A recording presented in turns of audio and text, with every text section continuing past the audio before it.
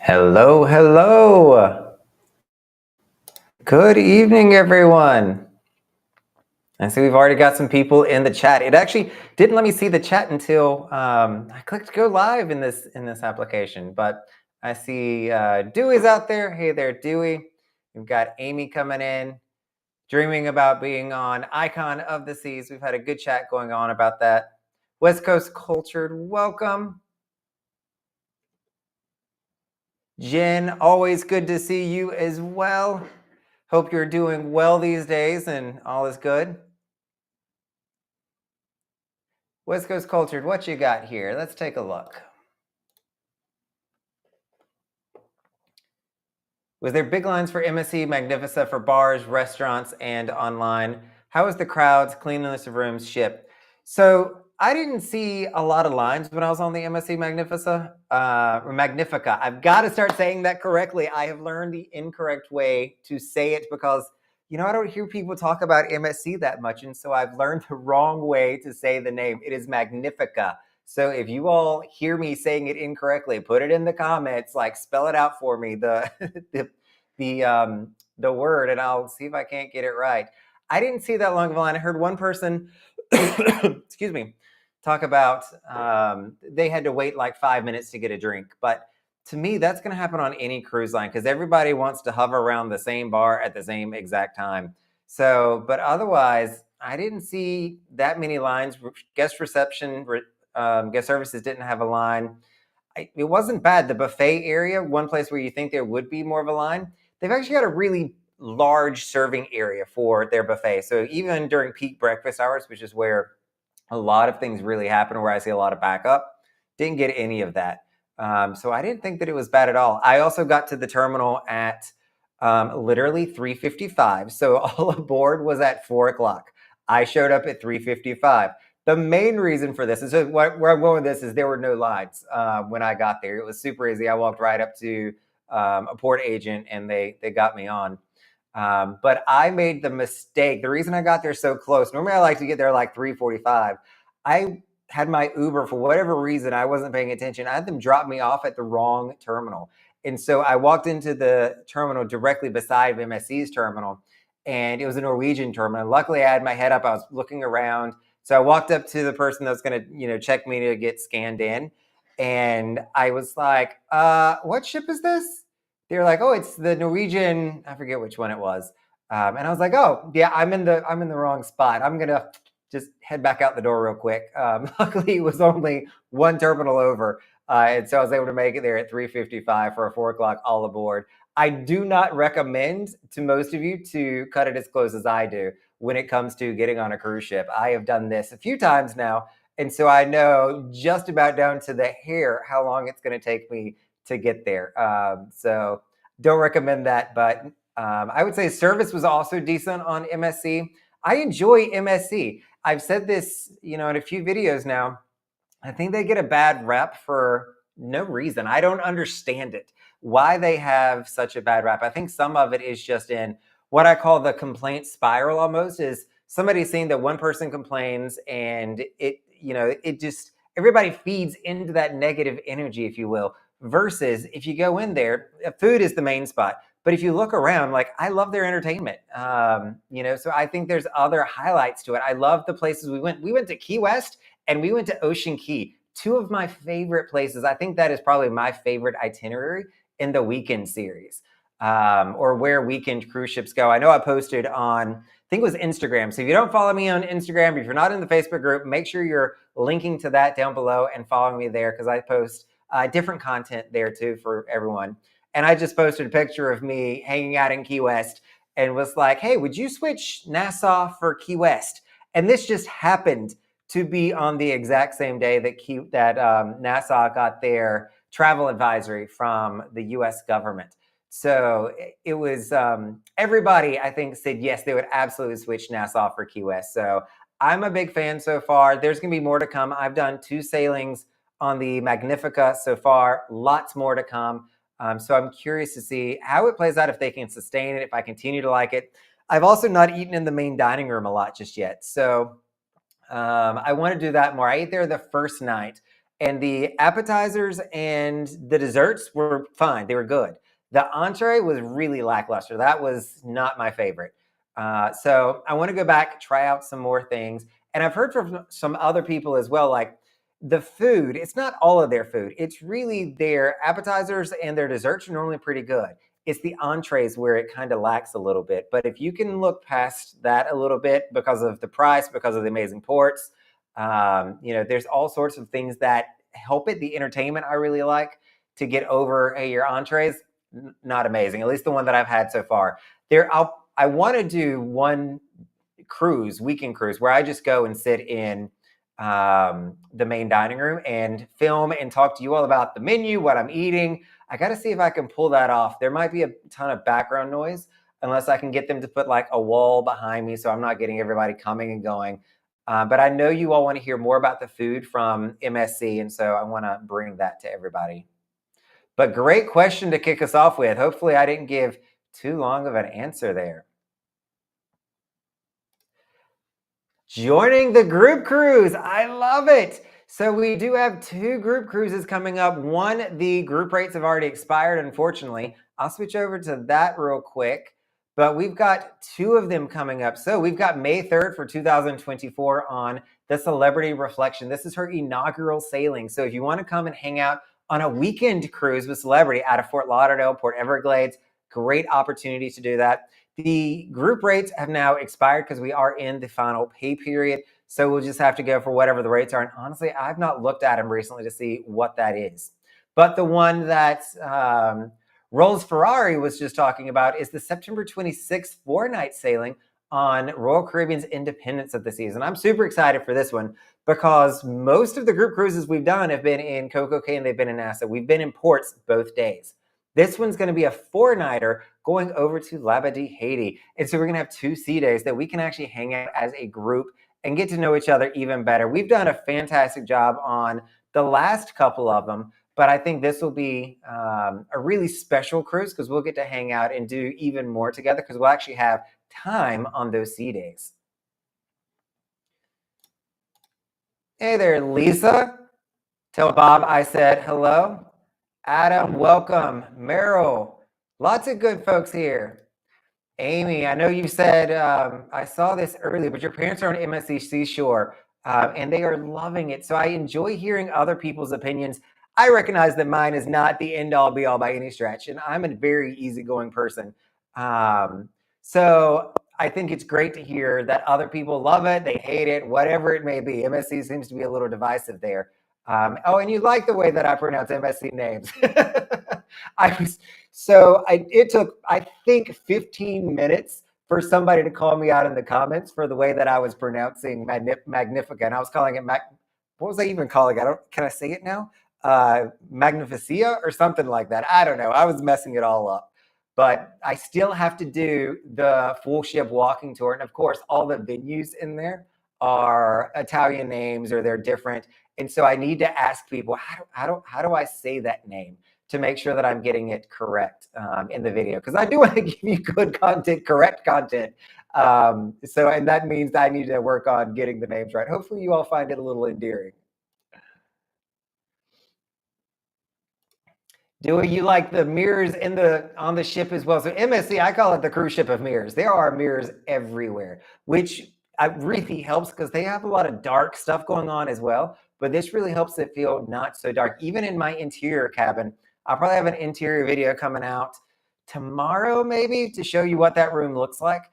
There's 3 massive mirrors in an interior cabin. So everywhere you turn, like you're looking at yourself. Even when I'm doing a video, like there's no way that I can set up the video in the room, as you all saw, where you don't see like my, mirror image in the back also presenting the video. It's very weird. But I kind of like it too, Dewey.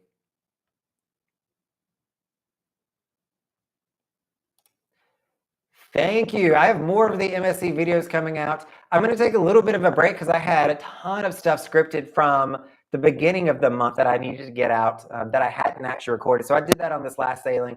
I'll go back to doing a bunch of MSC right after that, though. Hey there, Tony. Welcome.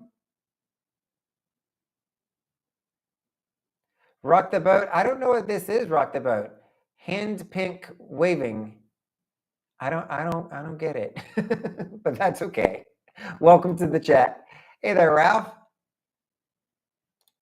So when it comes to the shows on MSC, that's what Ralph here is talking about. They've got a circus show on their last night. So for a weekend cruise, this kind of surprised me. All 3 nights, they are singers and dancers up on stage performing. The last night, they have a circus show.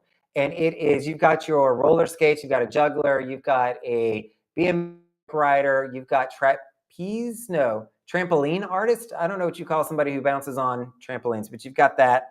And there was a woman on this last one that wasn't there on the first time that I went that had this little bob on top of her head. And she like hooked a cable to it and went flying around the air from her hair. So that was pretty neat to watch. So I do enjoy their shows a lot. Their costumes are awesome. The singers, I mean, they do such a good job over there. So I'm looking forward to going back and seeing more of their shows.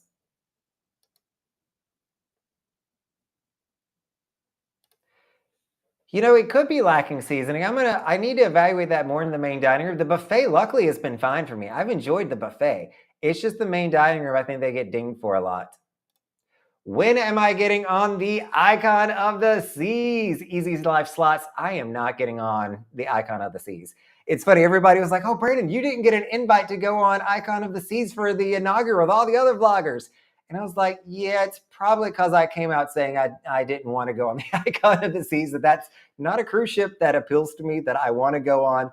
And so it was probably a mutual decision between Royal as well as myself not to do that. Not that they've ever approached me for anything. But Icon, no. I mean, it would have been fun for me to go there and to experience the new ship and share that with you all. But at the end of the day, I can't see me paying a premium to go on a cruise ship that I don't think that I'm going to have the best experience for me, because my style of cruising is smaller ships. I don't enjoy the big ones. I like Freedom Class and under when it comes to Royal Caribbean. When we talk about the MSC Magnifica, she's coming in at 95, 98,000 gross tons, which is the same size class as a Radiance class ship. So it is small. The irony behind this is when we were leaving on Friday, the Icon of the Seas was here, loading up for her inaugural revenue sailing. And literally everybody at our sail away party was live streaming the Icon of the Seas. Like, I took a video of everybody videoing Icon of the Seas. We weren't focused on our ship. We all wanted to see Icon of the Seas. It is still a beautiful ship. I mean, seeing her, as I say, out in the wild, coming in through the channel over there by Dodge Island, she's absolutely a beautiful ship. I just have no desire to go on her for 7 nights. That's just my personal preference. One of these days, I want to go and get my ship model. I like to collect those and check off another box, because I think I've done like 27 or 28 of the ships with Royal. So I won't want to put a damper in that. So I'll get there one of these days when it's much cheaper, probably 5 years in the future. Hey there, Pam. Welcome. Tell Brent I said hello. I don't think I've seen him yet. Lisa, I think you're asking about MSC Specialty Restaurant. So the Magnifica is a small ship, as I just mentioned. She is like a Radiance class ship. But that means, the reason I'm mentioning this, she has one specialty restaurant. She's got the Asian restaurant that is there. And I actually do get one free meal in Oriental Plaza, is what it's called. And so because of my loyalty status with the Voyager program, which I matched into, you can do that. They give me a free specialty restaurant on one night. I should have gone this past sailing and I skipped it because honestly, I was just being lazy. I had gone the weekend before. They give you like a prefix menu of a bunch of different kind of sushi, some seaweed salad. It's actually really good. I just didn't feel like doing sushi again this weekend. So maybe next weekend I'll head over there. But it doesn't have like an Italian joint. It doesn't have a steakhouse, which I know you and Bob like. But that's all right. It's like walking through a gun house. I don't know what a gun house is either. I'm missing out on the comments. Maybe I should have had some coffee before I came in tonight. I'm not following these. Hey, Ted, welcome as always. This is one thing that I don't think the Seashore, the C class is bad for this. So walking into ships, the one place that I've had issues with this is on Virgin Voyages. So on her Scarlet Lady, as well as the Valiant and Resilient Lady that's out there, the bathrooms are all black. So it's black all around, and they've got some mirrors. Or I think the black marble actually is so polished that I'll walk in and I'll think that there's a hallway somewhere that there's absolutely not. And so I've had bigger issues in the restrooms, the public restrooms on Virgin Voyages than I have on MSC, but the C class definitely has a ton of mirrors out there as well. It is easy to do. You know it, Kim. So this is my Peloton bike back here. Everybody always wants to know like how I stay in shape going on cruises. This is something that I love to do is go for a spin class in addition to just going to the gym. I have never been a cardio person. I do not enjoy cardio. Like if it's running, if it's an elliptical, I don't do any of that stuff. I need the bicycle. So I get one of the instructors that's going to yell at me, tell me what I need to do, play some really upbeat music, and I can do that for a good little bit of time, but I love it. If you want to follow me, Kim, if you have one as well, so we have hashtags on the Peloton as well. Mine is Cruise Ship Spinner, SPNR, Cruise Ship Spinner. So if you want to follow me on the Peloton, you can. Celebrity actually has these on their ship. So one thing I like about going onto Celebrity sailings is I get to use the Peloton. Though one of them, they told me they were all broken. They were moving them off. I hope that's not the case. But on the Solstice, like when I was there for 12 nights and eating my face off in Asia, they had spin bikes. And so I was able to get several classes in and had a blast. And there's just a mental change that happens when you get that level of cardio in that I was a big fan of. What is Bati at sea? Boti, am I saying that correct? Hear me try to pronounce the name again. Bati at sea next week. It sounds like a charter on Celebrity. Paula, let me know more about what that is. Paula and Viv. Dave, have I been on Oceana? I have not been on Oceana yet. I would love to go on Oceana. So she actually parks right over there. She goes to Terminal J when she comes into Miami. And she's been there a lot this season, actually. She's going to stay like 2 or 3 days when she comes in. But that ship looks absolutely gorgeous. I would love to do a luxury cruise, but unfortunately that would shoot my budget for the entire year. So I have not done that. Though I will say I got an interesting offer to go on Windstar. So Windstar is another, I don't know if I would consider them luxury. They're definitely a premium line, but they are a line that I wanted to go on because they've got these massive sailboats and they've got 2 small ocean liners that I wanted to go on. They approved me to go on their compliment about their ship. And then they said the sailings that they could offer were out of Barbados and St. Martin. And the flights were like $1,200, $1,400 to get there. And again, I was like, look, that free cruise just got real expensive. So I unfortunately had to back out of that, which kind of broke my heart a little bit. I'm going to keep in contact with them because I would love to go on that and just nothing else, feel the juxtaposition of what is a weekend boost cruise like to a more high-end luxury cruise liner like. I really do want to try to figure that out and see what that feels like. Hopefully I don't get spoiled and want to keep going back to that because that is not realistic. How did I prove my Royal Caribbean Crown and Anchor status? What I probably did, and I can't remember if this was it or not, is if you've got an old set sail card, you can take a picture of that and that'll have your status on it. Or I did a snippet or a screenshot of my Crown and Anchor page, which has, you want your name on it, you want your status on it, all that good stuff. That's how I did it. So I just uploaded that. There's a video out there that I could probably find, but if you search on the Weekend Cruiser YouTube channel, you'll find the video on how to do that. Andrea, completely agree on sailing Freedom Class and smaller also. They are some of the best ones that are out there. We also still keep hearing about the Discovery Class. So there was another article that came out on that today. I honestly believe that it is all speculation. So I know people are getting wrapped up in, oh yay, Royal's making small ships or smaller ships. I don't know that it's going to be a small ship. If you remember, like the Quantum Class was technically a smaller ship. Because they already had Oasis out, and then they came out with Quantum, and they started making smaller ships.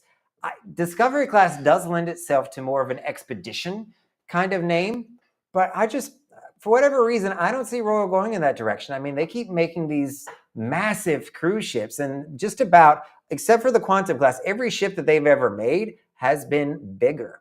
So I've not fully bought into the whole Discovery class and what that's going to be. When it comes out and we actually have more evidence and more proof of the size, then I'll kind of start putting that together. But I just don't see that being part of Royal Caribbean's brand these days, honestly.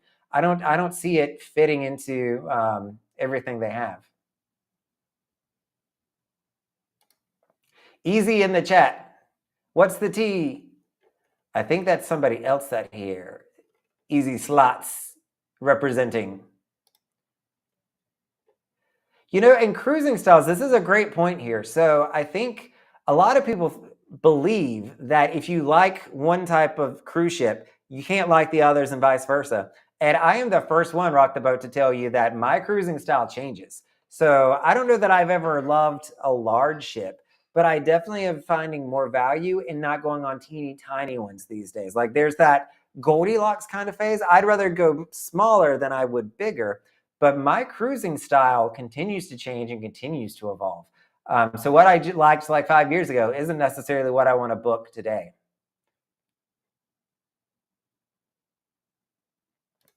Icon is beautiful, Maria. She is definitely a new ship, and it is a shiny ship. I remember doing the video where she was coming in. I was like, oh wow, like I didn't think I was gonna like her, but she's a pretty ship.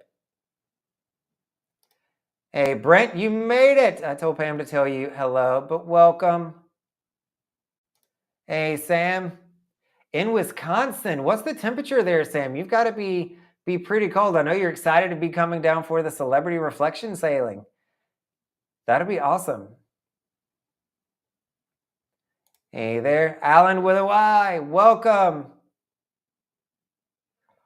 Ooh, this is one of those where welcome to Chunkwicking.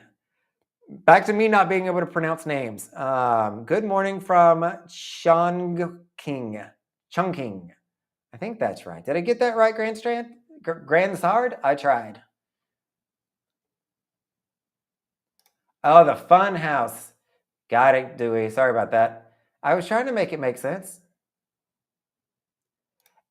And Grandsard, you may like an Oasis class ship. I know plenty of people in this chat love an Oasis class ship. So please don't hear me and say I don't like going big. Big ships definitely have a ton to offer, especially the Oasis class size and now the Icon. If you want to not be bored on a cruise ship or not ever have that thought even cross your mind, Oasis class and Icon class with Royal Caribbean is a great way to go with that. You also may want to start considering MSC. They've got their World America coming out, which is going to be an Oasis class ship, for lack of a better phrase. It's built by the same people, same design. They'll put their own touches to it, of course, but it's going to be about that same size. But you will have a blast on it. Just do a lot of research, learn about the Oasis before you get there, or Oasis class that you're going on, so that you'll be prepared to know where everything is, so that you don't miss it, because it'll be easy to get off of that ship and not know where everything is by the end of 7 days. Ralph, funny, I just talked about the World America. I would love to be on it. By the way, great meeting you on this last cruise on the Magnifica. It was fantastic meeting you and the family. So I would love to be there. So maybe me and MSC can work out a little bit of a deal there. It is a 7-nighter. So I don't have it planned just yet for 2025, but I would love to do that.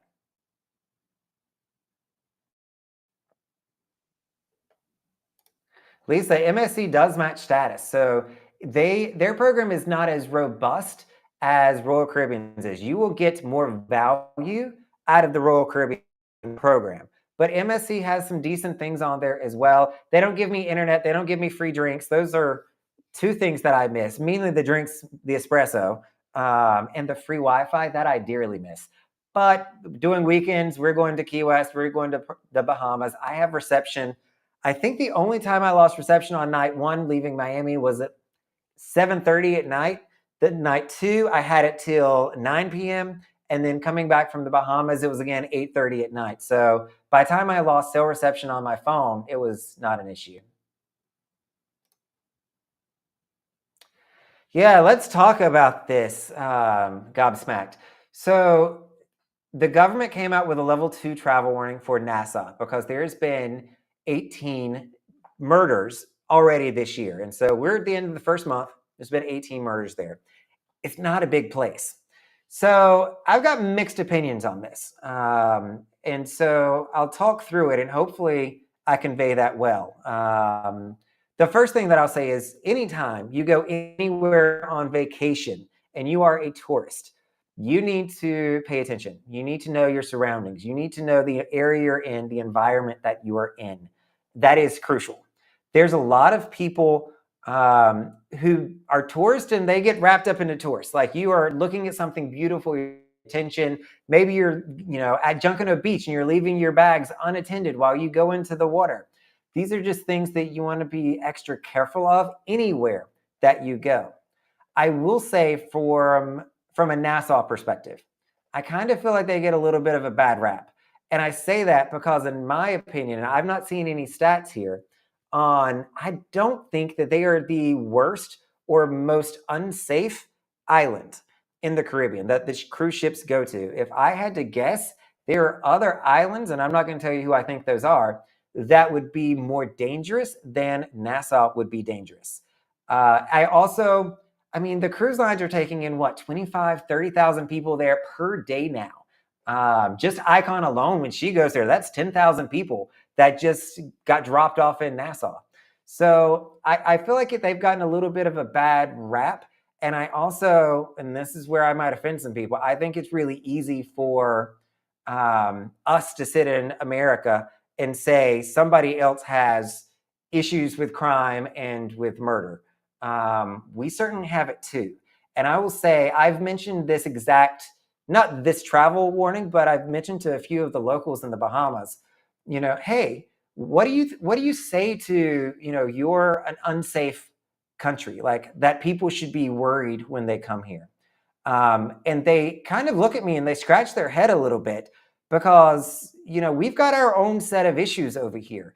And, so I'm not going to go into details on a lot of that, but there's countries that have issued travel warnings to come to America. So take that with a grain of salt. I'm not going to get political on all of this. So I think it's a mixed bag. When we think of safety, it's also perceived safety. And I think that's probably where I should have led with. People that go on cruises, don't always have an urban environment that they're coming from. They're not coming from New York, Detroit, Los Angeles, places where, you have an urban feel to it. So now you're in a foreign country. The people don't look like you. The streets don't look like you. Transit looks different.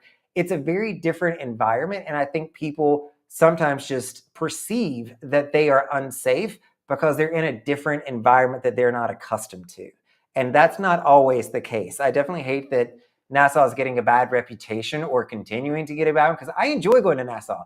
I'd rather go to Key West first, but I do like going to Nassau. And I have never had the first problem since I've been there. I've never experienced somebody else that's had an issue there. But I do know people that have had issues in other ports. So there's my opinion on that. Take that with a grain of salt if you want to. And hopefully I said that as correctly as possible to share my thoughts on, I think it's unfortunately a mixed bag. And I need to research this. They had a warning before. Like Nassau didn't just get a warning. So I don't know if they elevated it from 3 to 2 or they just reissued the 2. I'd be curious. If anybody knows that, leave it in the comments. I'd be interested to hear that. Easy life. I don't know that Utopia is going to be my jam either. So I did the Allure of the Seas with the group cruise back in November. Is that when we were there? And it is a quick weekend cruise. I do not think that the Oasis class ships are built to do weekends. But with that being said, I will absolutely be on the Utopia. I'm not going on the inaugural. I'm going to go like 3 months after when the prices calm down a little bit. To bring you all the weekend wonders of her. I'm going to be running around like crazy with my camera, trying to get everything in 3 days because I don't plan on going back for a while, mainly because it's up in Port Canaveral. It's an Oasis class ship. The Allure is actually going to be coming down here to Miami, so I've got several cruises booked on it. So maybe, just maybe, Oasis classes are going to start to grow on me because I've never had the ability to like go to Coastal Kitchen, for instance. There are perks of being on an Oasis class ship, such as I get breakfast, lunch, and dinner in Coastal Kitchen because we don't have that whole Pinnacle problem on the weekends. They don't gravitate normally to a 3-night kind of cruise. So if we get kicked out of the Suite Lounge or out of the Coastal Kitchen, I will be very surprised. Happy birthday, Sam. Booked it on Virgin. I love it. Oh, my pleasure. Glad you enjoyed it. Went with a cheeky corner suite. Good for you. You know, you only turn 50 once and you got to live it up there, Sam. Rock the boat. Let me know what you think about Oceana Vista. Come into one of the comments or go in the Facebook group. I'd love to hear your feedback on how you enjoy it, especially if you've not done it before, comparing and contrasting it kind of to the other lines. Yeah, Ralph, this is a really good point here. So on Embassy Magnifica, I'm still comparing everything in my head to Royal Caribbean because you all know that's where I've got, 110 of my 133 sailings probably. And so when I think of music on board, I think of the Schooner Bar, the Piano Man. I think of a guitarist in the Irish pub. And that's kind of it for live entertainment. Every now and again, you'll see a random jazz player, something like that, specifically Freedom class. If you're going on Oasis class, you may see a different musician in Central Park, but that's also a massive ship. For the MSC Magnifica to be 95,000 gross tons, she had music all the time in 3 to 4 different venues going on. And it was quite the variety. I mean, they had Latin going, they had top 40s, they had a country guy in there who's actually really good. I found myself singing along probably louder than I should have to his country music. So I was a big fan. They have a pianist, they had a jazz person. They had a really good time. I enjoy the live music. They actually don't have a live orchestra, which I find interesting. Their singers and dancers go to a soundtrack basically, which interesting. Even on Royal, they have a orchestra, but they still have a soundtrack in the background. Everything's still timed. So I think it's kind of, I don't miss it necessarily, and I hate to say that I don't miss a live orchestra, but at the end of the day, I don't really miss a lot that the cruise lines like to brag about that, but I can't hear a difference. And just to know that somebody's playing it in front of me, I mean, that's not going to be a decision maker for me. But I really do enjoy the music and all the options on MSC that I've seen. How do I pack small cruise or a short cruise? I go in a normal, actually, it's in the closet now. I was going to pull it over here and show it to you. I go in a normal rollerboard. So it's got a laptop compartment on the outside. I put a few clothes on the inside, a little bit of my technology, and then I have a backpack that I take with me. And that's really all that I take. I probably still overpack even after all of these cruises. I probably still pack a little bit too much because I do like to have a little bit of option just in case I'm feeling a little bit more festive or whatnot. Or there's always this fear in the back of my head that I'm going to ruin a shirt or a pair of pants, something like that. So I go with just the rollerboard and a backpack. That's all that I really need to go on a cruise, especially now that I'm getting better at knowing that I don't need that many of X, or I can wear this one twice. Like I'll wear my workout shirts twice. I used to take a workout shirt for each day. These days I'll take two and just wear one of them twice. It's fine. Like I'm just wearing it to the gym and back. Nobody's appalled by that. But interestingly, Jennifer, I continue to keep forgetting stuff. Like I can't tell you how many times I've gone to the ship and I'm like, oh, I didn't bring something with me. It happens more times than not. And sometimes it's an item that I really wish that I would have had. I've definitely forgotten undergarments. I have forgotten toothbrushes. I have forgotten this past cruise. I forgot to take shorts. I took my workout shorts, but I didn't take a pair of like proper shorts that I could wear to dinner, to lunch, things like that.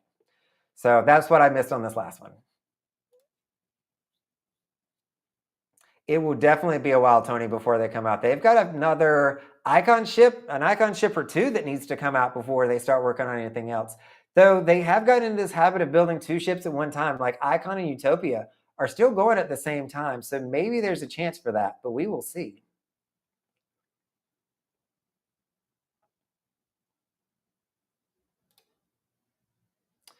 I think that they're going to have to replace those smaller ships. As much as I love those smaller ships, the maintenance that I can only imagine that Royal is having to put into them to keep them up to date, to keep them up to the safety standards that we have, it's going to start costing a lot of money.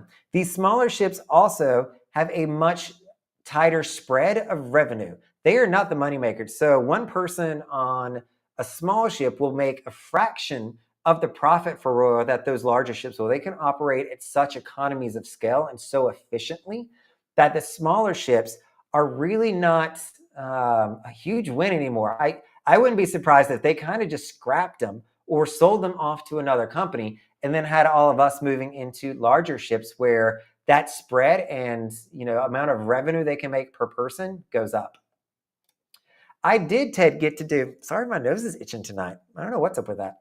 I did get to do a Quantum of the Sea. So out of where was I? I was living in New Jersey for a hot second, and there was a 4-night sailing out of Bayonne over to Bermuda, and so I jumped on the Anthem of the Seas. Had a blast. It was 2 sea days and 1 day in Bermuda. We literally had 6 hours in Bermuda. This is why Bayonne does not have weekend cruises, because you have to go to a foreign port before you come back. The quickest we could do it was in four days, and that was only 6 hours in Bermuda. The tour guide picked me up. I went through somebody who was wonderful with Bayside Travel, I think was what her name was, or her company's name was. Wonderful. If you're going there, check her out. But she picked us up. She's like, we got to go. Like, you have no time whatsoever. And so we got to see all of the island for the most part, but it was a whirlwind experience. I do like the Quantum. It is a different layout. It's definitely a winter ship, but I would do it again. I hear great things about Odyssey as well.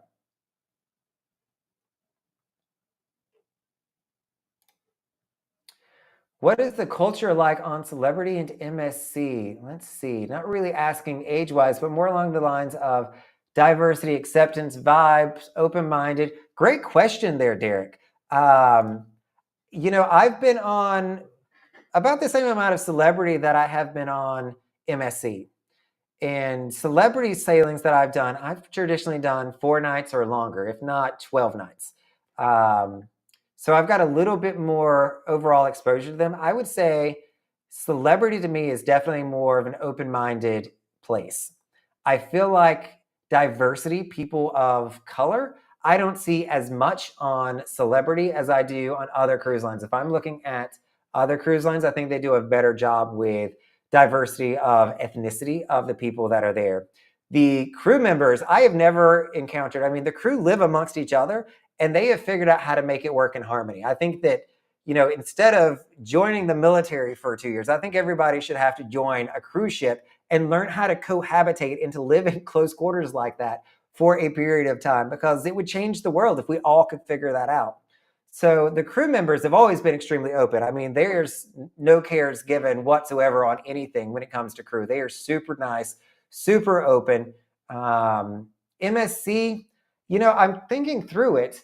MSC definitely had a really good LGBT turnout. There was probably 30 people there. So it's getting the folks. It was probably more on the Latin side. Granted, it's out of Miami as well. But it's probably more Latin than Freedom of the Seas is out of Miami. So I would say that it's more a Latino culture on MSC. But I would still say I've never felt like it was closed-minded. I saw people very comfortable. There was a same-sex couple walking around holding hands on MSC, not an issue. So I think that it is what you make of it. Somebody asked the other day, not that you are specifically asking about LGBT, Derek, but that is just one that I am more in tune with, if you will. Somebody was asking about Virgin Voyages. They are probably the most open-minded when it comes to all of that stuff. So whatever your diverse metric may be, on Virgin Voyages, they're going to be the most open-minded, not only from a crew perspective, but from a guest perspective to a certain degree. You are walking onto that ship with drag shows. People at the pool are going to be in Speedos. You're not going to find that on the other line. So it is more on Virgin Voyages. What I would say is the most diverse when it comes to all those things, or the most open feeling, I should say.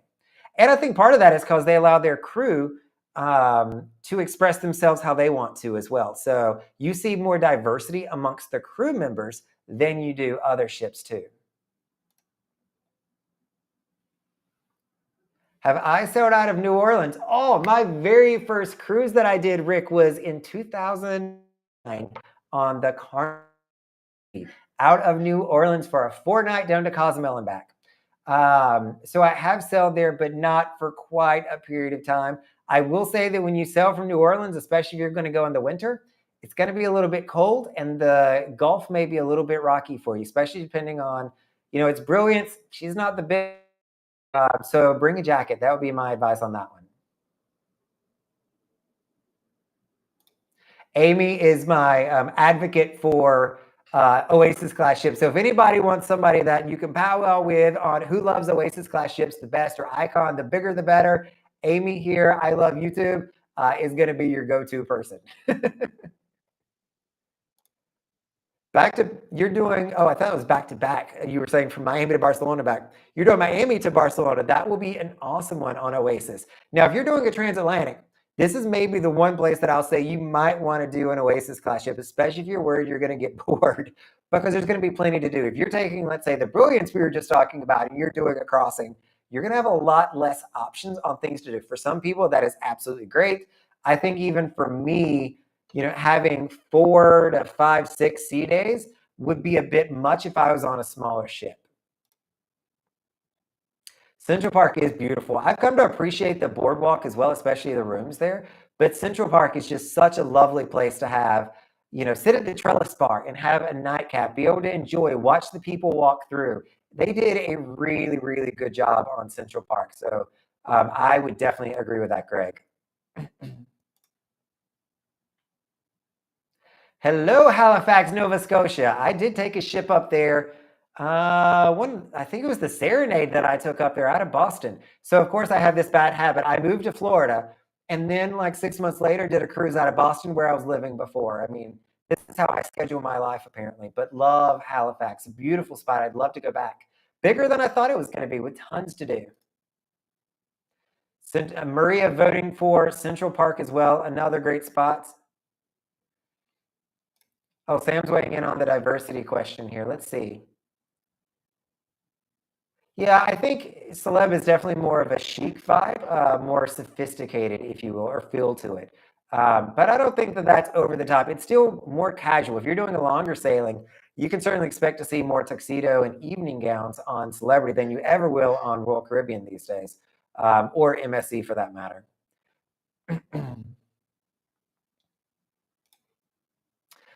Ryan, have I been on the Meravigili? These words. I can't look at it and say it. The Meraviglia. I got to block the screen so I can't see the word, because if I see the spelling of it, I try to say it wrong. But the Meraviglia, I have not been on. She looks absolutely gorgeous. I've heard her compared to Freedom Class. And so, I like a Freedom Class. It's got a solid promenade in it. And apparently there's these really cool lights or walls all in the interior of the promenade. So I'd love to go on the Meraviglia, but she's not done a short cruise just yet. But if she comes down to Florida and does a short cruise, I will be there in a heartbeat.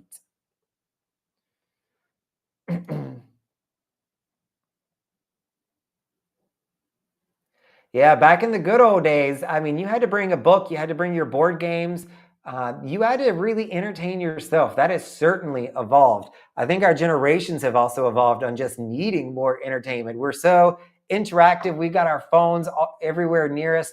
We need that higher level of engagement to feel like we're doing something. I mean, one reason that I actually fell in love with cruising is because I stopped doing that. So when I'm at home, I can be a bit of a busybody. I'm doing a lot of different stuff. But when I'm on a cruise ship, I'll sit back and just enjoy. Like there are ways that I can be like, there's nothing else to do. I think I'll just sit here and watch the water go by, or read a book. And it slows me down, which is one thing that I like about it. So having all those activities, there's a piece of me that would love to go back to the old days and check that out.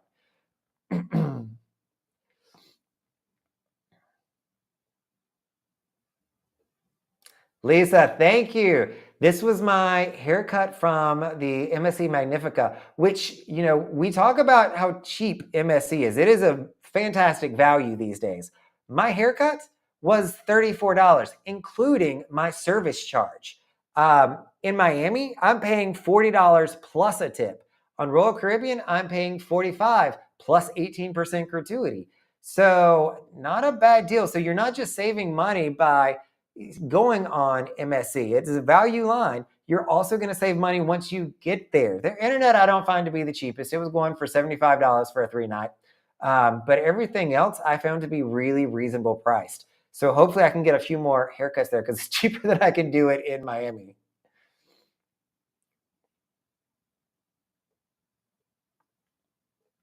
Let's see, who we got next?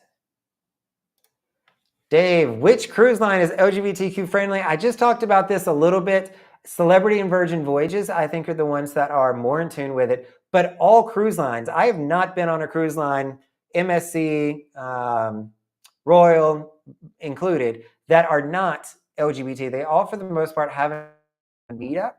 The one where you're going to see the most people that are LGBTQ are going to be in Celebrity.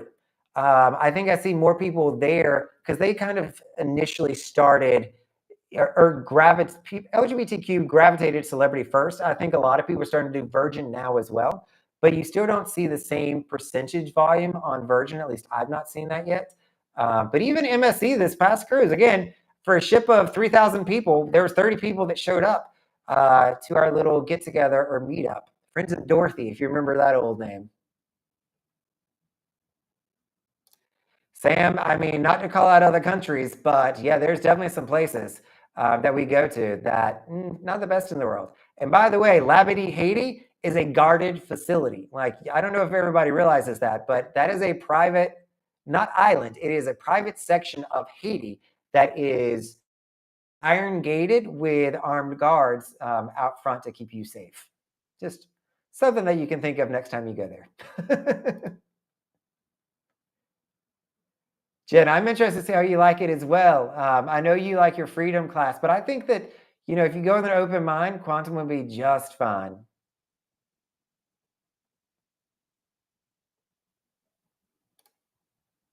Yeah, I mean, keep it in perspective, right?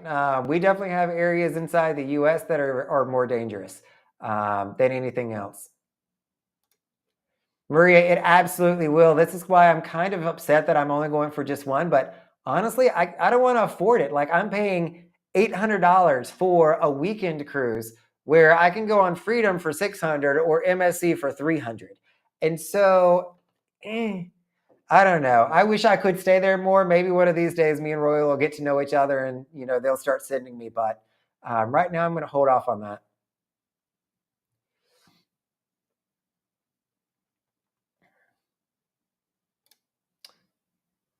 Oh, okay. I see it corrected itself. Hopefully that was just a little bit of a glitch. I thought my microphone, I pinned this in and then plug it in, had died earlier, Sam.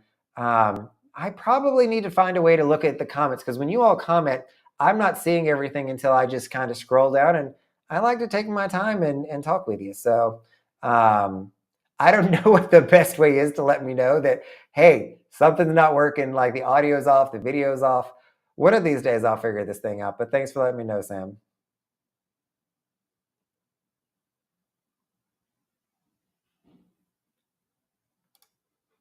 Andrea, oh, we've got us a sleuth on here. So it was already at a level 2, yet it got all this wonderful publicity about how the US government just issued a level 2. It was already at a level 2 per Andrea's note here from the probably US Embassy, I have to guess. So, I mean, take it with a grain of salt. It is what it is. Caribbean islands are not always the safest islands, but neither some places in the US.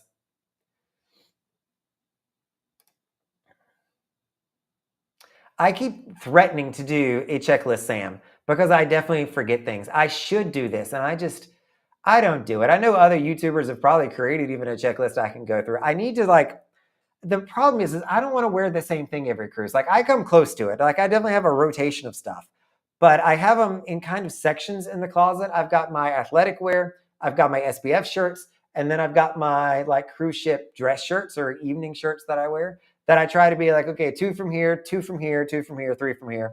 But it never, I always forget something. I did not realize my luggage was lighter because I started traveling with my technology in my luggage versus my backpack because it was killing my back. So I'm trying to have decent posture these days, which is tough. So I had switched that over. So great question here. So MSC, one reason that I like MSC again is number one, love Ocean Key. Beautiful island. It is amazing there. Their private MSC Marine Reserve. It is absolutely stunning. My favorite. But the one thing that I like, and I've done a few of these, is they'll do an overnight at their private island. So instead of going to Nassau, they'll just hang out at Ocean Key for 2 days straight, which is absolutely fine by me. So what do they do at night? And they did this. My all aboard on my last weekend, we were there just for the day, was 7:30. So they even stay in port much later. They do a beach party in the evening. So they'll have a DJ out there. They've got a light set up.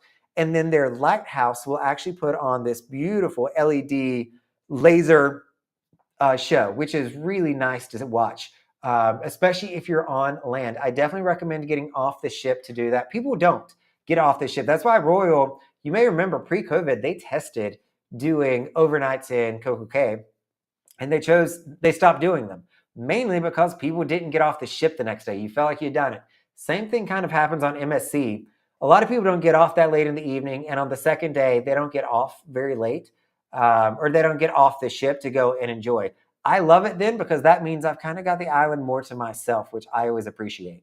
Even if you are going to be there at overnight, all aboard is 11:30 midnight. They don't let you hang out on the island the entire night, but they are very generous with when you have to be back on the ship. It is not anytime soon. Even I said, like this last one, we got there at, I think I got off the ship at 9, and all aboard wasn't until 7:30 that evening to be able to enjoy. So love Ocean Key, and especially love being able to stay there at night because you get to watch the sunset from over the water and over the beach, and oh, it's just beautiful. My favorite time of day. I'm not a sunrise person. You will not catch me but getting a sunset, I'm there all day long.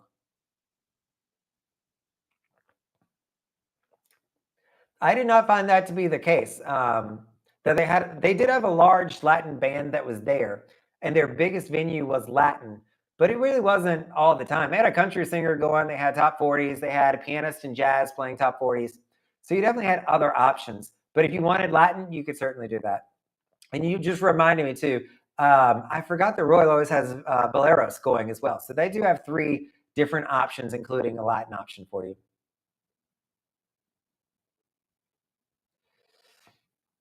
Now I'm confused. I'm not sure if you're saying that it is all Latin music or that it's the most diverse out there. I think it's the most diverse from what they do. The World Cruise folks, let's talk about them for a little bit. I follow a few, I've got a ton of friends there. I mean, it would have been kind of neat for me to go because I probably know, I don't 15, 20 people on that ship. I see their pictures.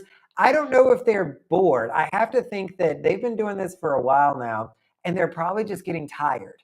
One of the reasons why I didn't want to go and do a world cruise is that's a lot. Like even when I go over to the Mediterranean, I do a 7-day cruise with 7 different ports. It's exhausting.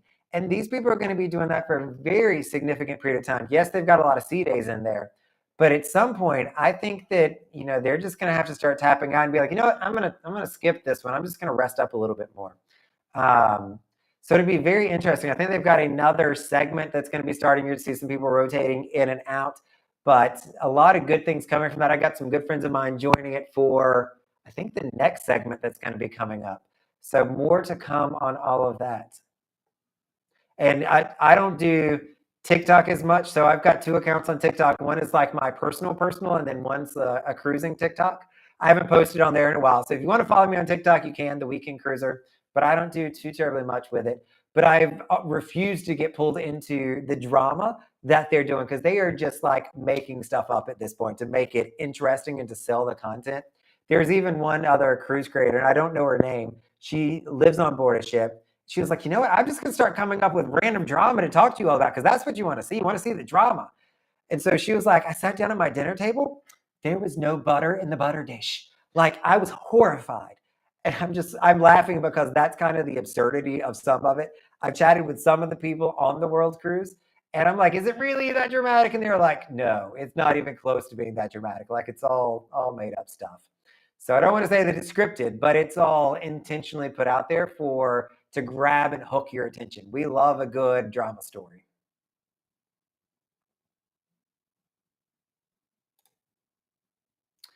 So right now, the Magnifica, and I think it is still doing weekends in October. It's got different sailings, so you got to make sure you're looking at the right weekend. So 2 weekends ago, I did Ocean Key and Nassau. Yes, and then this past week, I did Ocean Key and Key West. So you just got to make sure you're booked. I don't think that there's a price difference between the two, which is shocking to me. Because if I was looking at side by side identical cruises, one weekend, like first weekend, second weekend of the month, and one went to Key West and one went to Nassau, and everything else was identical, I would be choosing Key West all day long. So I would say book that before the price goes up, because I think at some point you're going to start seeing those Nassau sailings come down in their price, or yours is going to go up in its price because it'll be more popular. Do I have a different room every time? I sure do. For the most part, I get a different room. And one of the reasons I do that is just so that I can share with you all another room tour. Um, Room tours are one of the easiest things that I make on here. They take me all of 10 minutes. And I kind of enjoy just showing you this space because I know if you're going to go and you're going to be spending, especially if the ship is going to start doing longer sailings, you want to see what that room looks like.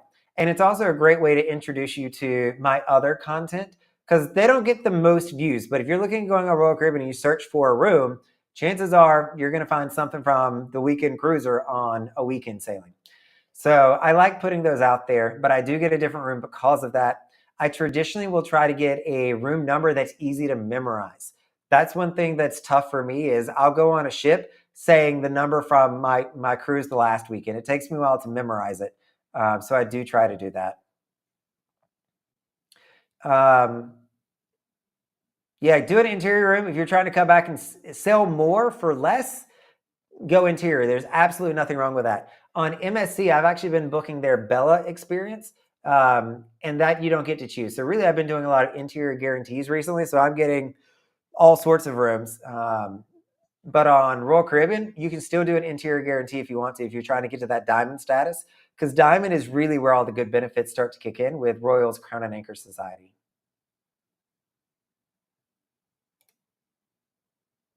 Yeah, it's one of those things, Maria, when I think of doing weekend cruises, like I'll splurge every now and again. Like I'm not always a budget value cruiser. I'm kind of getting into it this year. I've actually got a video in the works that's called The Year of the Budget Cruise or The Year of the Value Cruise.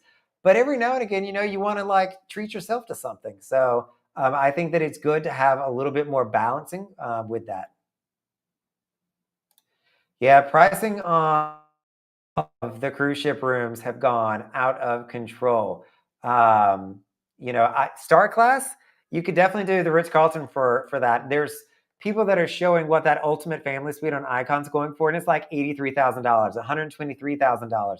It is absurd what people are willing to pay. And they'll do it. Like the suites, those nice suites, sell out before anything else on the ship do. So if Royal can charge it, like I'm not faulting them. They're playing the game. They are a company. They want to make money. They want to bring in revenue. If there are people out there that are willing to pay almost, a $250,000, whatever it may be, to go on a 7-night cruise, good for both of them. If that's what they value, that's what they want to put their money on. It's a win-win for both of them. But it does mean that I may not be participating in that game. I'll be looking elsewhere. Hey, Sherry, great to meet you all as well. So, I mean, I'm always shocked when I go onto other cruise lines. I haven't done a lot of content on MSC just yet. So, I'm always thrilled to be able to meet other people that watch the channel. You all hear me say all the time, I look forward to seeing you on a weekend cruise. I really do. Like always, please say hello. If you see me in the hallway, you spot me, Wave me down, smile. I love meeting everybody, hearing where you're from. It's really one of the highlights of the cruise for me. So great meeting you as well, Sherry.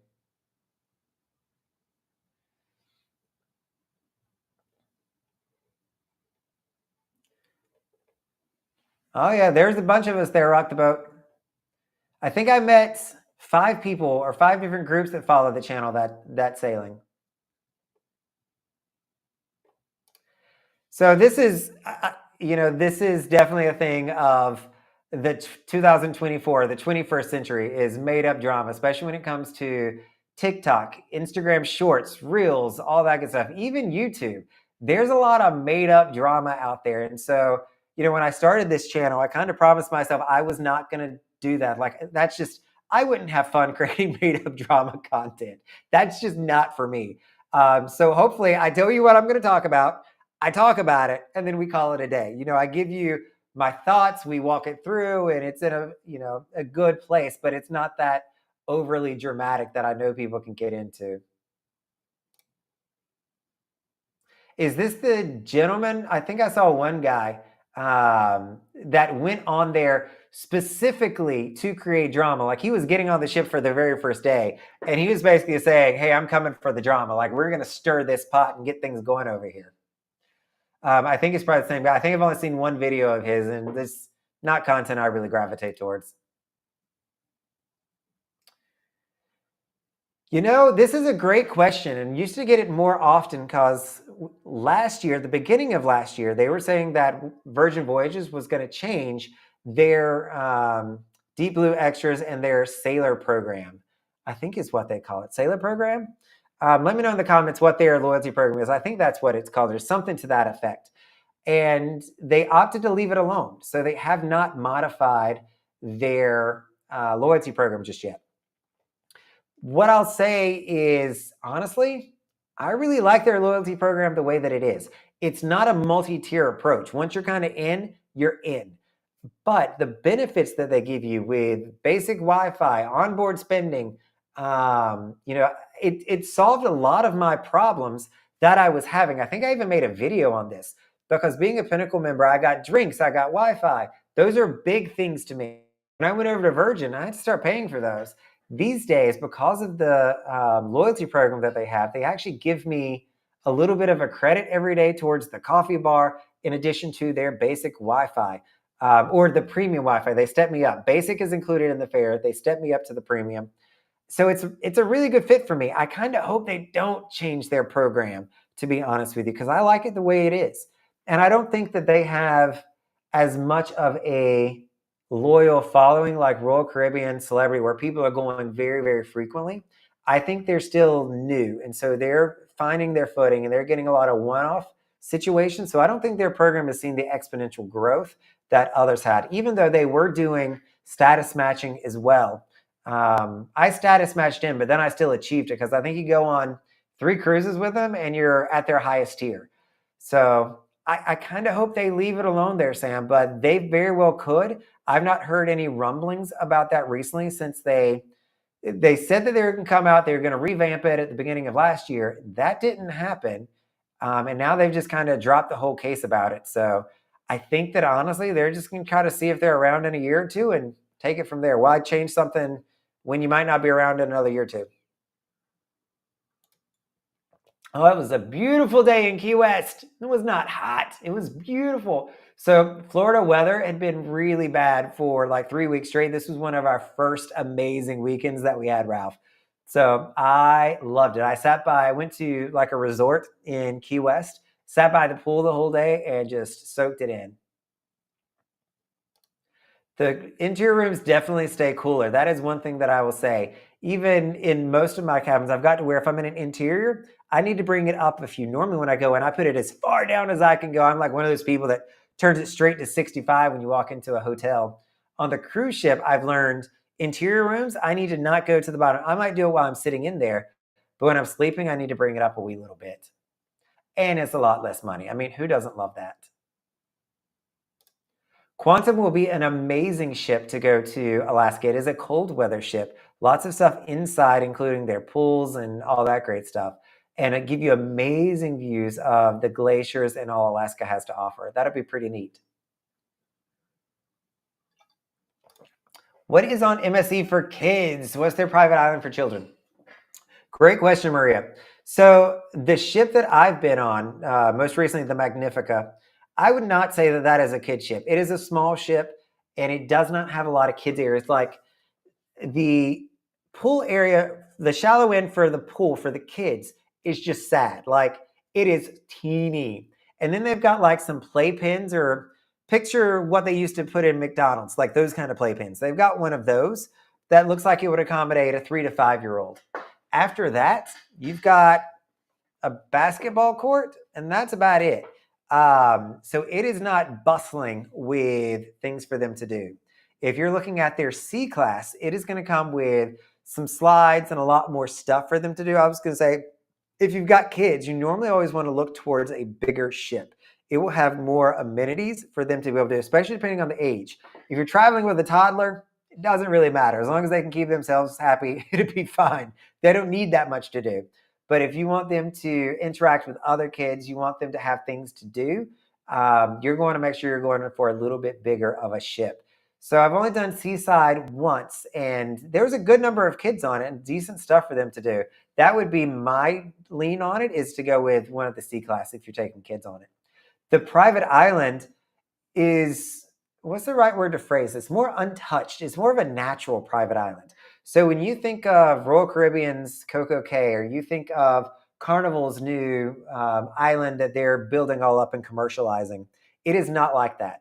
So when you go to Ocean Key, you'll have a few shops as soon as you walk out, which, by the way, they have amazing soft serve ice cream on their private island. Like, it's just, they've got a key lime flavor and a mango and a coconut. That all three of them are great, but my favorite combo is the key lime and the coconut mixed together, or like swirled in. Oh, it's so good. And it's only like $4. So I normally try to get that when I go there, though I didn't this last time. But I digress. So for kids to do on Ocean Key, you're kind of looking at a beach and the water. They've got a lagoon. They've got more of an ocean area that doesn't have lifeguards. They do have the ability to rent out kayaks, maybe a sailboat, something like that. They've got jet ski tours that you can do, but that's going to be it. Like, it is beach. It is laying out. It's enjoying. It's reading a book. It's playing in the water. You can do snorkeling there if you bring your face mask. So those are the things that you're going to look to do, versus if you go to like a Coco Cay, you're going to be spending $120 per person to get into the water park. Maybe you're going to go to the Oasis Lagoon. They've got a sports section with all these games on it, plus the kayaks and the jet skis and all that great stuff. So it doesn't have as many options. But that's honestly one of the reasons I personally like it for me. Alan, you can keep your 36. It is, what I'm trying to see what temperature it is here. It's 70 degrees here, and I'm chilly. Like, I don't know if you can see, I had a blanket on my legs earlier when I started the call, because I had my sliding door over here open, cooling it off. Because sometimes I get a little warm when I talk for a long period of time. Any interest in the Margaritaville Islander? Is this the new cruise ship that Margaritaville at Sea is bringing out? I definitely would give it a whirl. I reached out to them, to their social media team, and said, hey, look, I'd love to cover, like I do weekends. Like, you are like the ultimate weekend cruise, because they've been doing 2 days. But I hear there's going to be switching over to a 3-day schedule. So I'm curious to see how that goes. But I'd give them a whirl. It's up in West Palm, which isn't ideal, but I can take the Bright Line and get up there without a problem. So I'll keep in touch with their social media team. Hopefully, they'll see that I don't beat cruise lines up. I think one reason they probably said, hey, we're not doing anything with social media right now, is they got some really bad reviews from social media content creators, which I always think is unfortunate. I think you need to be fair and unbalanced. And just because something wasn't good for me doesn't mean it's not going to be a good fit for you. And so hopefully they'll see that my style might be a little bit different than some of the other folks. And, I'll still give an honest review of it. But at the end of the day, like, that might be the experience you want. That's going to be up to you.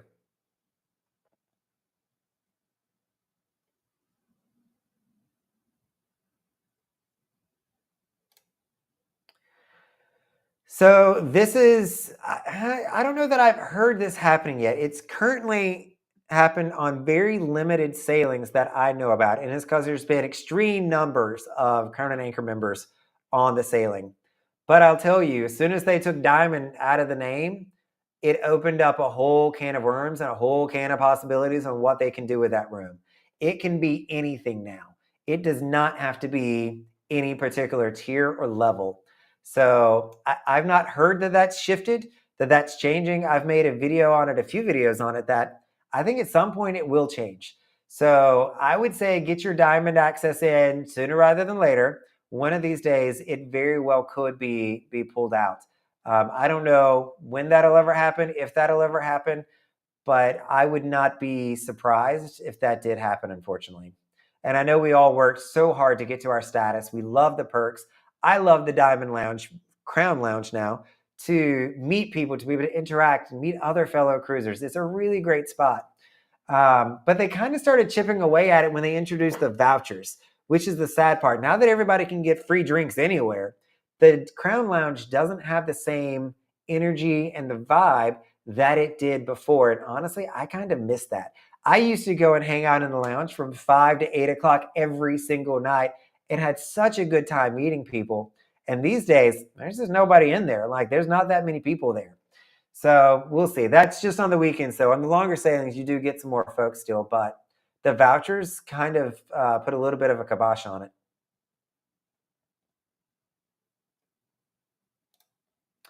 Yeah, so if you're talking about, who's really being the most vocal these days, the Pinnacle members are getting the most restrictions right now from Suite and Coastal Kitchen, Suite Lounge and Coastal Kitchen.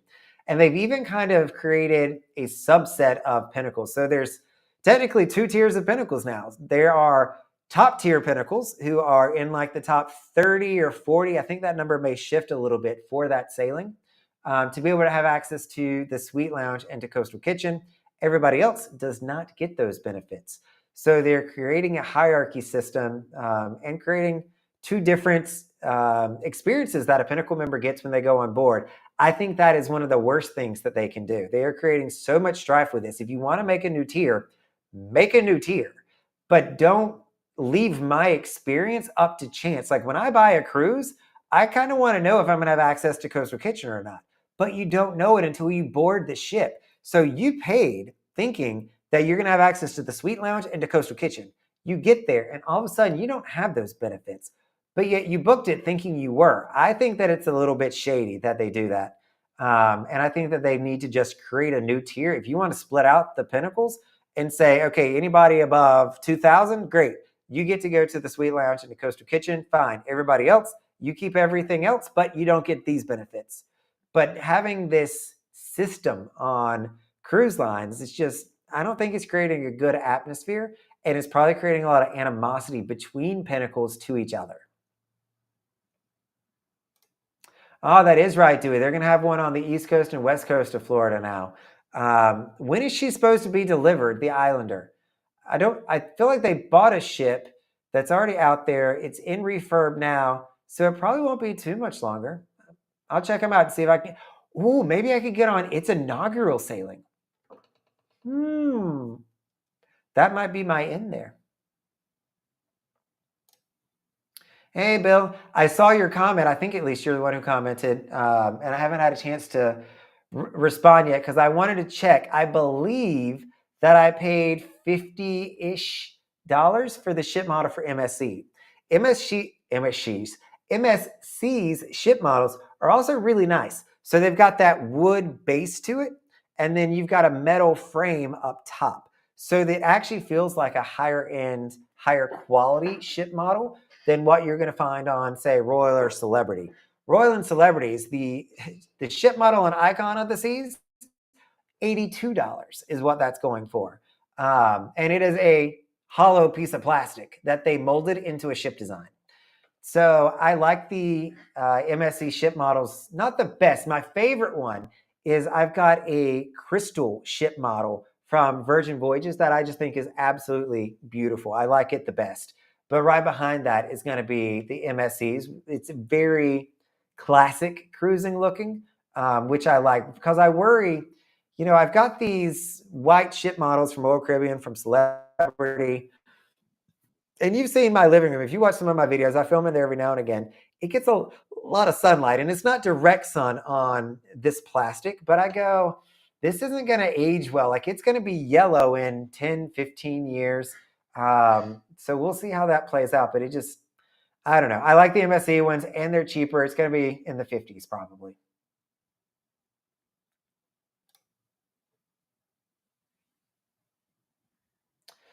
Yeah, Jen, if you're making a good point here. If you want to jump levels quickly, if you want to move up, start going by yourself and start going in suites, or start going by yourself in a suite.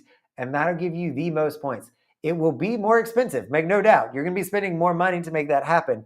But if your main concern is how can you game that system to move up the ladder as quick as you can, going solo in a suite is the way to do it.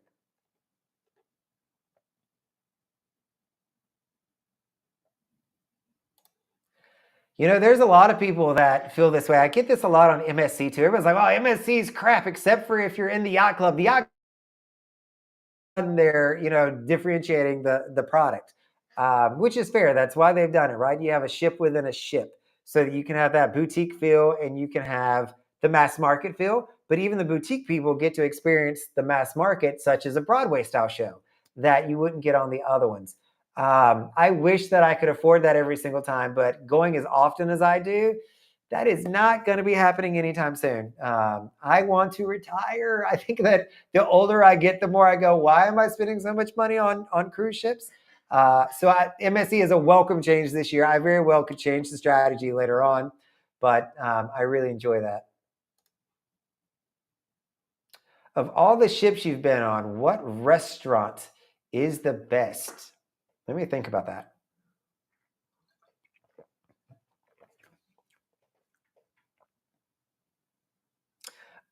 Virgin Voyages, hands down.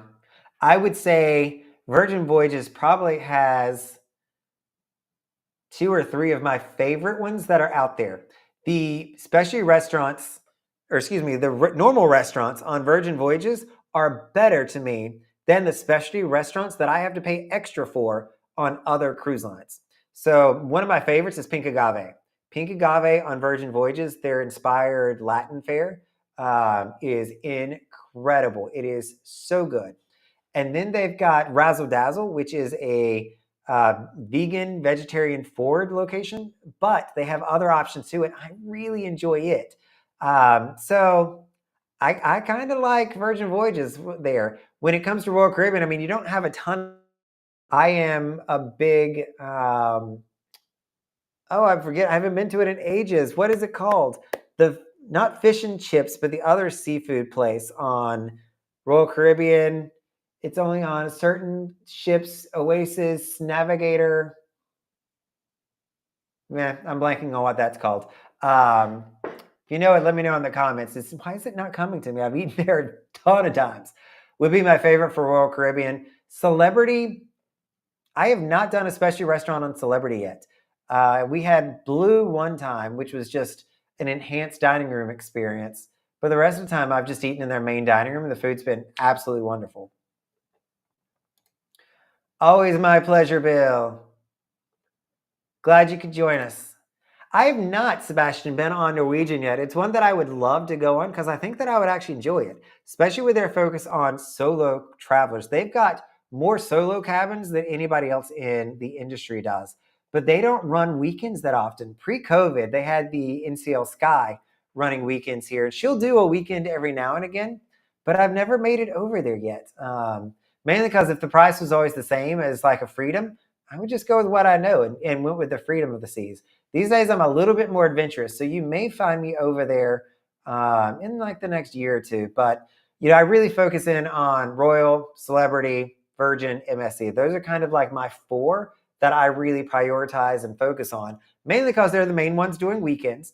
But I would love to get over to Norwegian as well. I hear fantastic things about them. There we go. It is Hooked.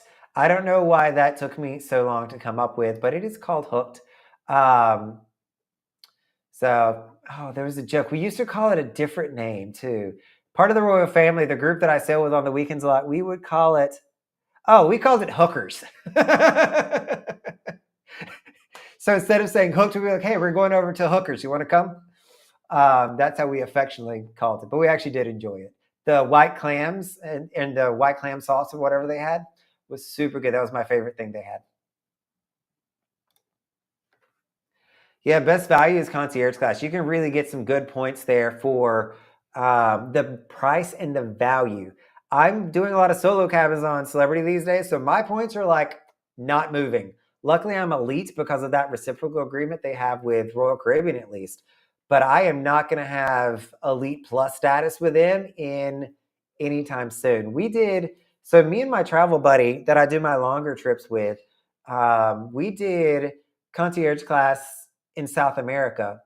And we chose not to do it for Asia. We did not see the value in it. Blue was fine, but we didn't feel like it was that much more of an enhanced menu that we wanted to pay for it. The thermal spa and all that stuff wasn't awesome. We did aqua class, I should say, not concierge. And so we went back to just a typical veranda without all those perks, saved a ton of money, and had just as good of an experience. Any weekend cruise that you go on, Julie, will be a bit of a booze cruise. You're going to have that element to it. On MSC, I'm going to say this delicately. I feel like it's a little bit more of a booze cruise. And the reason I say that is it is $150 per person to come on the ship for the weekend. So you're getting people that got some extra money. They're going to live their best life because it only costs them $150 to step foot on the ship. If you're going over to, let's say, Royal just to get the drink package, you're going to be paying $300-$400 just for the drink package. So I think that MSC, at least the Magnifica, is a little bit more of a booze cruise. I've had more situations where I've heard elevated voices, people coming back really loud. My neighbors on this past sailing, oh my God, they came back at 2:45 in the morning, hooping and hollering, having their best life still. I think the party continued in their cabin until 5 in the morning. I never called security. I just, every now and again, I'll do that. I'll call the guest relations and say, hey, can you send somebody just to tell them to quiet down? But I didn't do that. So I probably nodded on and off. But I've had more of those situations so far at MSC than I have on other weekend sailings. With that being said, I also think that there's something with the construction of the Magnifica that I hear a lot more from the surrounding rooms. And I've stayed in 2 different cabins, interior, and this has been the case in both of those. Like this cabin I was in this past weekend, the people started packing at like 12:30 at night. And of course, I fell asleep at 9:30 because I'm old and lazy. But I can hear them opening and closing drawers. They're not even doing it hard, but somehow or another, it reverberates through the wall and I can hear it. The doors to the closet on that ship as well slam. There is no way to keep them from slamming. Every time I close them, they slam unless I intentionally place it there. And I forget to do that all the time. And so you're going to hear that as well. And I swear I could hear people flushing their commode from like 10 rooms around. So a few of the things that I don't like about the Magnifica, that would be one of them, is I feel like the construction is just, not that it's paper thin, but that might be the way to say it, is you hear a lot more, I feel like, in that ship than I do others. Somebody got me thinking about this because I was complaining about Celebrity and hearing so much. And they're like, what do you think? It's just a Celebrity thing. And I was like, huh, you're right. On Royal, I didn't hear all those things. You'll hear a few of it, but you really don't hear that much, even when you're in a connecting room. On other ships, Celebrity and MSC, I'm hearing a lot more. So the construction is a little bit different. If I was to go to one, Greg, this would certainly be one that I would love to go to. It is the French-inspired Murano restaurant. So I would love to try it. The menu there looks absolutely fantastic. Jen, you did not have to do that. Thank you so much. That is hugely thanks. So I'm almost kind of speechless. Like, thank you for that. That is super kind of you to do. And you honestly didn't have to do that. Thank you, Jen. And look forward to seeing you on one of our group cruises again. Jen came on our second group cruise with us, and we very quickly welcomed her as one of our own. We had such a great time. Others have cruised with her since. Could not say enough great things about Jen. So thank you, Jen. Mark, I actually used the trolley tracker on Monday, and it worked for me because I was gonna walk, and so we had beautiful weather. You may have heard me talk about how great the weather was when we were in Key West. We got back to Florida, or I say back to Florida, back to Miami, and I went to go get breakfast, and I cut through the pool deck because I was staying on the floor, needed to get to the aft, and I walked outside, and I was like, "Whoa, where did this come from?" Like it was 55 degrees outside and I'm going in shorts and a t-shirt because I was planning on walking home because I was on MSC and it's like a 25-minute walk. And I very quickly learned, and it was very breezy, very windy. I very quickly learned that that was not going to happen, that I needed to put some jeans on and take the trolley. So I pulled up the trolley tracker, not a problem. So I don't know if the link changed if you're using the one from the YouTube video, but I just do a Google search for Miami trolley tracker. It pops up, and it works really well. But I still enjoy taking that. It's a great free option when you're staying closer towards the west side of the port. If you're going out of Terminal A or Terminal B, it is not a great solution. But the other ones, it's absolutely fine.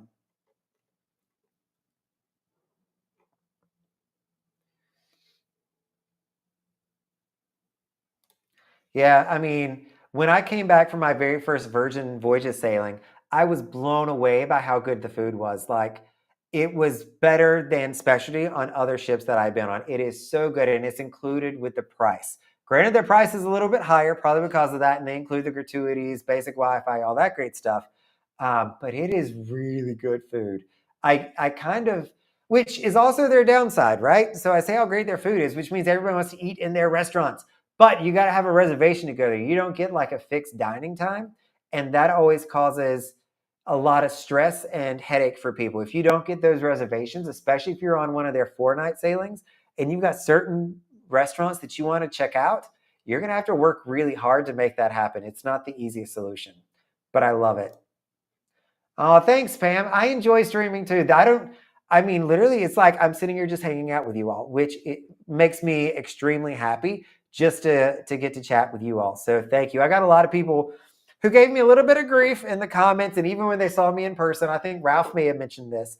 Wanted me to go live again because I don't think I've been live since beginning of December. Just with life and everything going on, it's not happened. So I'm glad to be back chatting with you all. Stanley, are you talking about this weekend?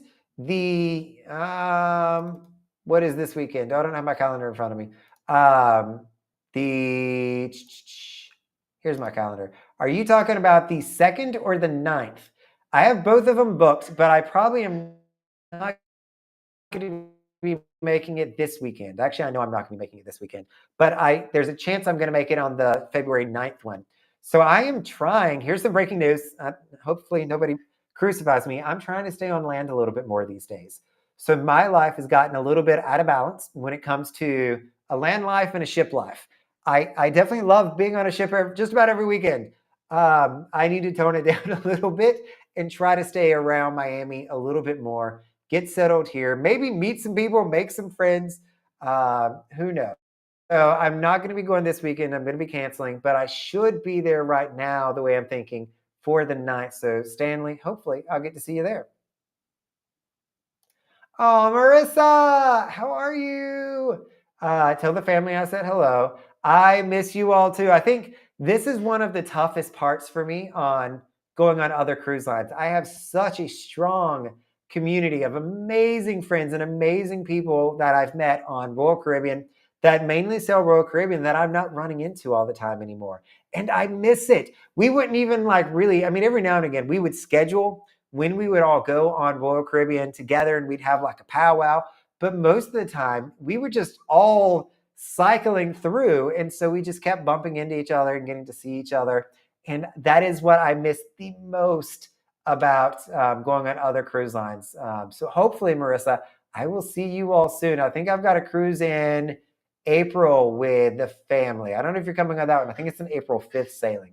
So more to come. Okay, glad to hear it's other cruise lines too. It's not just me making it up. Um, yeah, definitely you can get some disturbing sounds. The worst one I've heard was on Celebrity. The person in the room beside me woke up and immediately got sick in the morning. And that's what woke me up in the morning was her being woken up because she was sick. So somebody enjoyed the party a little too much, probably.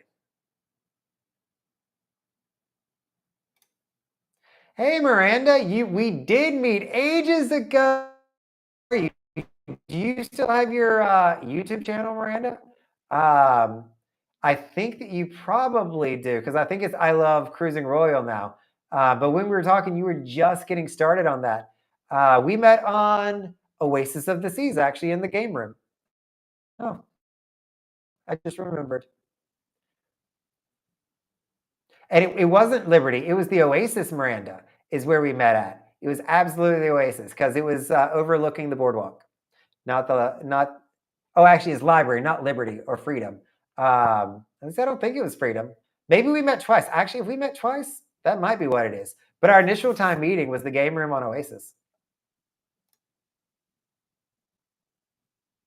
Derek, I don't think that I realized that was a regional term, but I'm from North Carolina. I'm from the eastern part of the state. So, Mom, if you're watching this, hi, Mom. She's in Goldsboro, North Carolina, is where I grew up. That's where all the family is. So, I don't know. I thought commode was the correct word. When I go over to Europe, I try to say the toilet. You know, that's the more proper term over there. But I definitely call it a commode. So, but again, did not realize that that was a regional thing. What part of North Carolina are you in, Derek?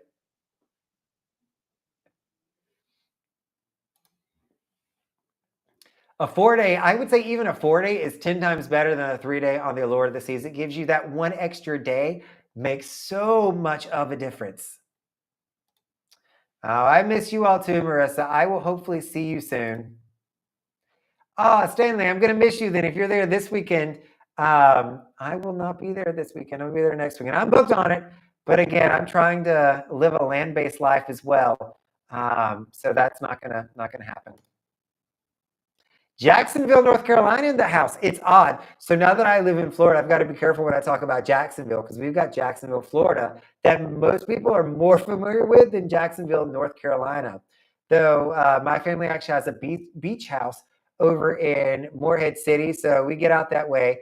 And I went to school in Bowie's Creek, North Carolina. So, all over the place there. But the place in Morehead definitely is the closest to Jacksonville. And if I'm going out there like for July 4th. I'll fly into Jacksonville, into New Bern, and then we'll just drive straight out there versus doing the slip from Raleigh, Durham. All right, looks like I am officially all caught up on questions.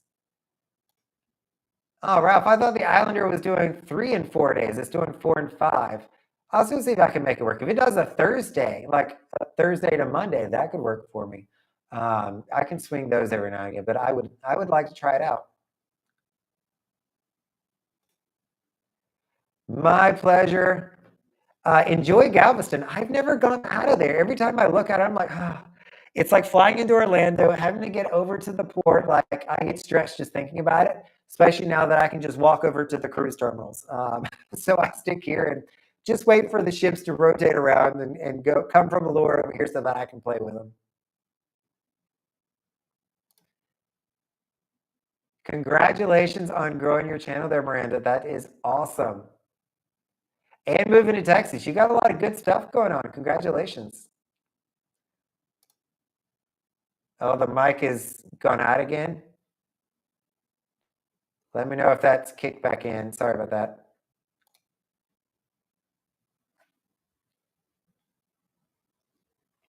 Well, we went to the same school then. I was a Campbell grad as well.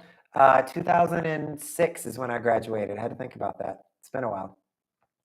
But yes, know all those locations very well. Actually, what's funny, if you know Rocky Mountain and all that, I met some folks on the Magnifica this weekend. And I always like to ask people where they're from. I think it's fascinating. They're like, oh, North Carolina. I was like, oh, where from?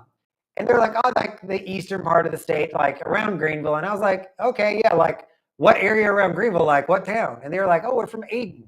And I was like, I know exactly where Aiden is. I was like, we played Aiden Griffin in high school when I was coming up through sports. So it's always a small world out there, and it's amazing how you just run into such great people. You as well on my first weekend cruise with the MSC Magnifica. Great meeting you too. I had such a good time. Unfortunately, that was not the one that went to Key West. You would have liked that better, I think. But Nassau still treated us very good that day. All right, everybody. I have come up to the hour and a half mark. I know I normally take these to 2, but I think that I'm going to call it a night at this point. But as always, it is a pleasure hanging out with you all. I super appreciate it. If you haven't pressed the like button yet, make sure that you do that before you head out of here. But I'm going to turn off the recording at this point and head out or head over there basically to the bed and get some sleep. So I appreciate it, everyone. Thank you again. I'm always so honored when you choose to come and spend your evening with me to come and hang out and talk cruises a little bit. So, this is Brandon, the Weekend Cruiser. I'm going to see you on a Weekend Cruise soon.